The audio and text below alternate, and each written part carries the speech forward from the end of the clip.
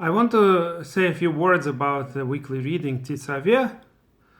We always read it before Purim, and I think there may be actually a hint to this in the fact that our sages say that King Ahasuerus wore the priestly clothing during his feast. The book starts with various feasting and celebrations of King Ahasuerus that ultimately ended up with killing his queen Vashti that he executed because she didn't come before the guests. According to some of our sages, he basically wanted to show her without wearing anything in front of the guests, and she refused, and so he ordered her execution. So this is the kind of guy we had to deal with, who later gave the entire power to Haman to destroy the Jewish people. At any rate, our sages say that he wore the priestly clothing. This was very beautiful and impressive clothing, and he wanted to show his complete disregard, he couldn't care less about the Jewish temple, the Jewish greatness, and he was wearing the priestly clothing at his feast that he made. Whatever the case may be, we usually read this Parsha before Purim, and the main theme of this Parsha is, of course, the priestly clothing, the clothing of Kohen Gadol. Now, there are a lot of interesting things to discuss about this clothing. It was all made very specifically. If the high priest wasn't wearing one of those there were 8 bgadim, 8 types of clothes that he would have to wear during the service. If he would wear only 7 of them, his service would be disqualified. Similarly, a regular priest who only wore 4 pieces of cloth, if he didn't wear one of those 4, also would not be able to fulfill any service in the temple. This was very important. So obviously, just like the temple itself, as I discussed in the lessons in the previous Parsha, it was important to make it exactly the way it is. Just like making devices like a radio or a telephone, if you miss one wire, the whole thing doesn't work. So the temple had to be made very specifically with specific conditions, and similarly the clothing of the priests and the high priest were very specific. So there's a lot to discuss, and the Kabbalistic books discuss the 4 and 4, that the clothing of the high priest was basically similar to regular priest in the 4 of those, plus 4 additional ones. And those 2 groups of 4, according to the Kabbalistic sources, correspond to 2 main divine names. Aleph, Dalet, Nun, Yud is the name we usually say in our prayers, Ado and then Noi, master of everything.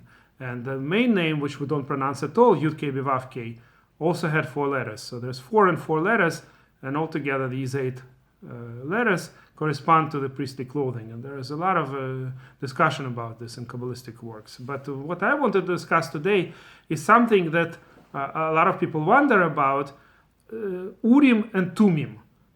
It's mentioned in the Torah. It's not a separate cloth. It's not a particular priestly cloth. There is only 8 such bgadim, as I said. But there is something that the Torah says kind of as if the Torah wants to hide the main idea. It just says that, and you will put inside this choshen. Choshen was a kind of breastplate with 4 rows and 3 columns, which had 12 various precious stones, different stones. The Torah describes exactly which stones they were. And on those stones, the names of the 12 tribes were written. And as I'll tell in a moment, there were a few other things written on those stones. So this choshen with the 12 stones, it says that you would put inside of it Urim and Tumim. But what are Urim and Tumim? What exactly was put inside? So there are many different opinions, but the writings of Kabbalah, Rashi also, by the way, had this similar tradition, and Ramban discusses it in Zohar, say that it was divine names. Basically, there were mystical divine names that were put inside those that Choshen and Mishpat. Inside of it were mystical divine names, which helped it kind of function correctly, I guess. Because the point of this Choshen Mishpat, I mean, one of the, of course, as I said, these bgadim, these clothing of the Kohen Gadol had a lot of different aspects, but one of the aspects, in particular with Choshen Mishpat, is that there was a way to find out an answer from Hashem, a kind of prophecy. It's lower than regular prophecy, supposedly, but it did require some level of Ruach HaKodesh, some kind of level of divine inspiration, and that is, when they had a question, it's mentioned a few times in Tanakh that they were used, these Urim and Tumim were used this way, that when the Jewish people had a question, a very important question that affected the whole nation, they would be able to ask using this method of Urim and Tumim. But what exactly was it?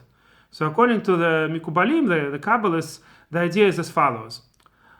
As I said, there are 12 stones with names of the tribes, but the Talmud in Masechet Yoma also mentions that there were other words written because not all the letters were in the names of the 12 tribes. The 12 tribes are missing a number of letters.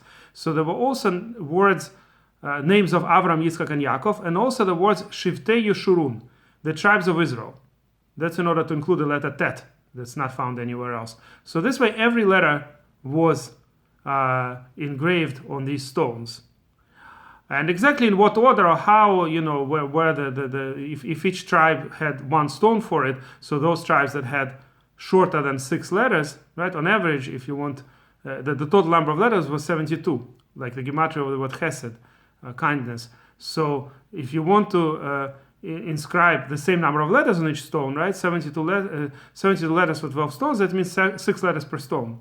So on every tribe that had fewer than 6 letters for its name, some of the tribes had only 2 letters, like Gad and Dan.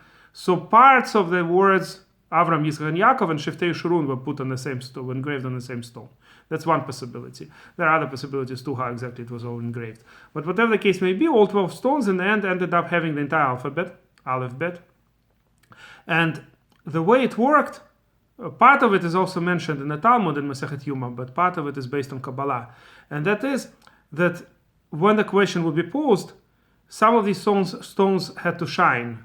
Maybe it wasn't physical shining, I don't know. Maybe it was spiritual way, but a person who was on a level who had some divine inspiration would be able to see that certain stones are shining. But there were 2 aspects. First, to see which letters on the stone are shining. But number 2 is to actually combine these letters into words. Of course, there are so many different combinations. Once you have, for instance, 6 or 7 letters shining, there could be a lot of different words. The combinatorics is always, there's a lot of different possibilities in terms of which order and how to split the words. So according to the Kabbalistic writings, that's where the Urim and Tumim came in, actually. There were two types of divine names, mystical divine names, Urim and Tumim. Urim probably comes from the word or, kind of shining, so the concentration on the first name made it possible to see which letters are actually shining. And the concentration on the second name, the second mystical divine name, that had to do with Tumim. Tamim is something that's complete, wholesome. You remember Yaakov Ishtam. Yaakov was a wholesome man. So Tumim made it possible to combine it into words. So even if you see which letters are shining, you're not necessarily going to combine it correctly. So to get that result, you have to concentrate on the second group of names, and that's what made it possible to combine the letters into words and to get the answer. That's what Urim and Tumim were, according to, as I said, most of the commentators. Rashi as the main Torah commentator, and a number of Kabbalistic commentaries and the Zohar. So the Urim and Tumim had to do with mystical names that were put inside. And that's why it doesn't say to make Urim and Tumim the way all the other priestly clothing were made. Moshe simply wrote those names and put inside. Kind of like in our tefillin, there's the outside part, but inside are Parshat of the Torah. Passages of Torah. Similarly, in Urim and Tumim, there was the outside part that had the stones and letters engraved, and the inside part that made it possible, through correct concentrations, kavanot, to get the right letters, and then to see which letters combine into what words. Last but not least, I wanted to mention that as Ibn Ezra noticed, and Ramban agreed with him, and the Vilna Gaon agreed with this interpretation, there were probably possibilities to sometimes get an answer similar to this using the stones on ephod. Ephod had just 2 stones, and also all the names of the tribes were written on them, but of course that would make much fewer letters, 50 letters according to Chazal, 25 and 25 on each stone, and not every letter of the alphabet was there, but at least most of the letters, the vast majority of the letters of the alphabet, all the common letters were there. And sometimes a person concentrating on those same divine names could get an answer from that too. And that explains certain stories in Tanakh. We have some biblical stories in the book of Shmuel, for instance, that seem to imply that there was some types of answers people sometimes got from ephod. Ephod is a different clothing. Choshen, as I said, is the clothing on the breast, which had 12 stones. But ephod is a kind of longer clothing that combined with the choshen through these 2 stones that were on the shoulders. And that's the 2 stones that had 25 and 25 letters, the rest of the tribe, just the tribes, nothing added, just 50 letters, 25 and 25 letters of 6 tribes and 6 tribes on the stones. So those letters also could be used sometimes to get an answer, but there was no guarantee because this is not really the intended full way. But similar methods existed, and sometimes people got an answer. So the Vilna Gaon actually explains one story in Tanakh based on this. And that is, remember in the very beginning of Book of Shmuel, those who read it, that we find this episode where a poor woman who has no children, is crying to Hashem, and the high priest, Eli, thinks that she is drunkard. And he tries to criticize her, and she says, no, I'm not a drunkard. Right? He's telling her, why are you, praying to Hashem when you're drunk?